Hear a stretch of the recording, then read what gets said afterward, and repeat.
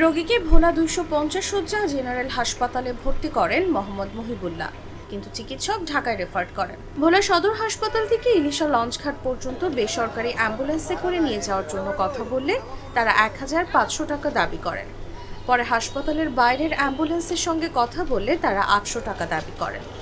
কিন্তু সদর হাসপাতালের বেসরকারি অ্যাম্বুলেন্স মালিক ও চালকরা ওই অ্যাম্বুলেন্সকে এখান থেকে রোগী নিয়ে যেতে দেবেন না বলে বাধা প্রদান করেন।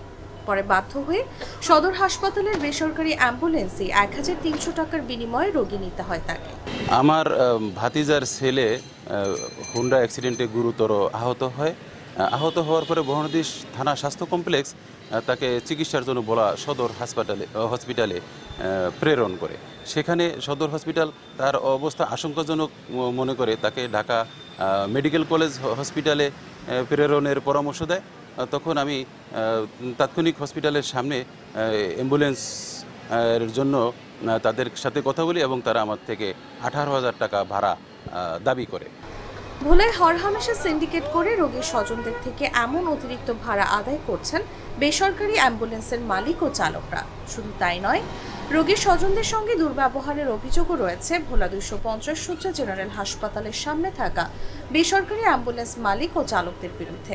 এছাড়াও ফিটনেসবিহীন, লাইসেন্সবিহীন অ্যাম্বুলেন্স ও অপ্রাপ্ত বয়স্ক চালকের কারণে মাঝে মধ্যেই ঘটছে দুর্ঘটনা। অ্যাম্বুলেন্স আমাদের একটি গুরুত্বপূর্ণ বাহন। এই বাহনটা যদি অনিরাপদ থাকে তাহলে তো আমাদের সমস্যা, আমাদের নিজের রোগীর সাথে যারা আসবে তাদের জীবনের ঝুঁকি থেকে যায়। গতকাল রাতে আমার এক ভাই অ্যাক্সিডেন্ট হয় রাত 12:30 বা 12টার দিকে। তো ওই সময় আমি ভোলা সদর হাসপাতালে ফোন দিই যে আমার একটা অ্যাম্বুলেন্স লাগবে। তো ওরা অ্যাম্বুলেন্সটা পাঠায়, কিন্তু সময় লাগে যে প্রায় আধা ঘন্টা থেকে 1 ঘন্টার কাছাকাছি সময় লেগে গেছে অ্যাম্বুলেন্সটা পাঠাইতে। যাকে অ্যাম্বুলেন্সটা পাঠানোর পর দেখি যে অ্যাম্বুলেন্সের ফিটনেস ভালো নাই, ব্যবহার ততটাও ভালো ছিল না। রাত 12:30টার সময় যদি ব্যবহার এমন হয় আমাদের পেশেন্টের সাথে।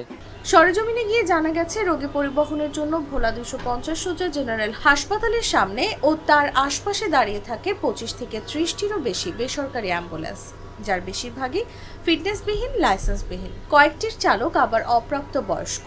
কিন্তু রোগীর স্বজনরা এসব তথ্য জেনেও না জেনে ওইসব অ্যাম্বুলেন্সে রোগীকে উন্নত চিকিৎসার জন্য বরিশাল ও ঢাকায় নিয়ে যাচ্ছেন। অভিযোগ রয়েছে বেসরকারি অ্যাম্বুলেন্স মালিক ও চালকরা সিন্ডিকেট করে রোগীর স্বজনদের কাছ থেকে নিচ্ছেন অতিরিক্ত ভাড়া।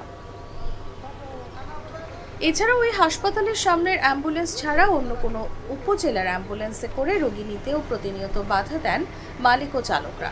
এদিকে ভোলা 250 শয্যা জেনারেল হাসপাতালে সাংবাদিকদের দেখে পালিয়ে যান অপ্রাপ্ত বয়স্ক চালকরা। এদের মধ্যে একজন অ্যাম্বুলেন্সে রোগী নিয়ে আসলে তার সঙ্গে কথা হলেও নাম পরিচয় কিছু না বলে নিজেকে চালক হিসেবে অস্বীকার করেন তিনি। ওখানে কিছু খেতে আসছে, তো আমার কাছে একটু গাড়িটা নিয়ে একটু ঘুরে আসো না। আমি তো ড্রাইভার না, আমি এখান থেকে থাকি, ওখানে আর সিঙ্গারা খাবে মানে কিছু খাবে, তার জন্য আমার কিছু গাড়িটা নিয়ে দেবো, আমি আসতেছি। অন্যদিকে মোহাম্মদ হাবিবুর রহমান বাবলু ও মোহাম্মদ অনেক সহ একাধিক অ্যাম্বুলেন্স চালক জানান তারা তেমন বেশি ভাড়া নিচ্ছেন না। রোগীর স্বজনরা ভাড়া বেশি মনে করতে পারে, তবে একটু বেশি ভাড়া না নিলে তাদের পোষায় না। আমাদের এখান থেকে বাংলা বাজারের ভাড়া হলো 800-1000 টাকা, আর বরানোর দিনে আমরা 1200 টাকা 1400 টাকা এরকম নেওয়া হয়। চরপেশনে গেলে 2800-3000 এরকম এই রেটে আমরা সবসময় যাই। এ তো আমাদের মানে তেমন একটা পোষে না অবস্থা, মানে ব্যবসা না করার মতো অবস্থা, যার কারণে হলো তেলের দাম, টায়ারের দাম, সব কিছুর দামই বাড়তি। আমাদের প্রাইভেট অ্যাম্বুলেন্সের সব ড্রাইভাররা তো ভালো না, কিছু ড্রাইভার আছে, এই ড্রাইভারের কারণে আমাদের প্রাইভেট অ্যাম্বুলেন্সের বদনাম।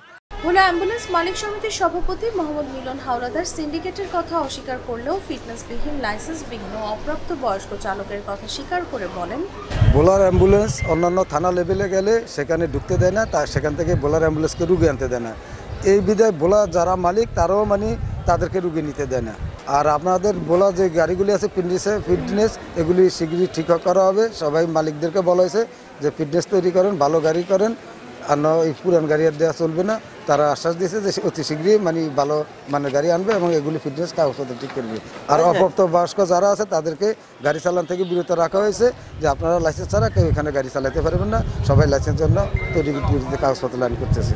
ভোলা পুলিশ সুপার মোহাম্মদ শরীফুল হক জানান অ্যাম্বুলেন্স সহ সকল ফিটনেসবিহীন, লাইসেন্সবিহীন যানবাহন ও অপ্রাপ্ত বয়স্ক চালকের বিরুদ্ধে প্রতিনিয়তই আইনগত ব্যবস্থা গ্রহণ করা হচ্ছে। আমরা এই বিষয়ে যথেষ্ট সজাগ আছি। এটা নিয়ে আমি ট্রাফিক বিভাগকে যথাযথ নির্দেশনা দেওয়া আছে এবং তারা প্রতিনিয়ত কাজ করছে, আপনি হয়তো খেয়াল করে দেখবেন। আর অ্যাম্বুলেন্সের বিষয়টা, এখানে যে অ্যাম্বুলেন্সগুলো আছে যেগুলোর ফিটনেস নেই বা যেগুলোর রেজিস্ট্রেশন নেই, সেগুলো আমরা যথাযথভাবে আইনের আওতায় নিয়ে আসছি। আর যে বিষয়টা বললেন যে সিন্ডিকেট আছে বা অতিরিক্ত ভাড়া নেয় রোগীদের সঙ্গে দুর্ব্যবহার করে, এটা নিয়ে আমাদের কাছে অভিযোগ আসলে আমরা তাদের বিরুদ্ধে ব্যবস্থা নেব। আমার একটা স্মার্ট সিদ্ধান্তে 25% গ্যাসের খরচ কমেছে। ভাবছেন কিভাবে? সাধারণ গ্যাস স্টোভ বদলে আমি এনেছি আরএফএল গ্যাস স্টোভ। এর সাইন্টিফিক নজল ও ব্রাস বার্নার ক্যাপ সমানভাবে তাপ ছড়িয়ে রান্না করে দ্রুত, তাই গ্যাসও বাঁচায় 25%, টাকাও বাঁচে 25%। আরএফএল গ্যাস স্টোভ নিরাপদ ও গ্যাস সাশ্রয়ী।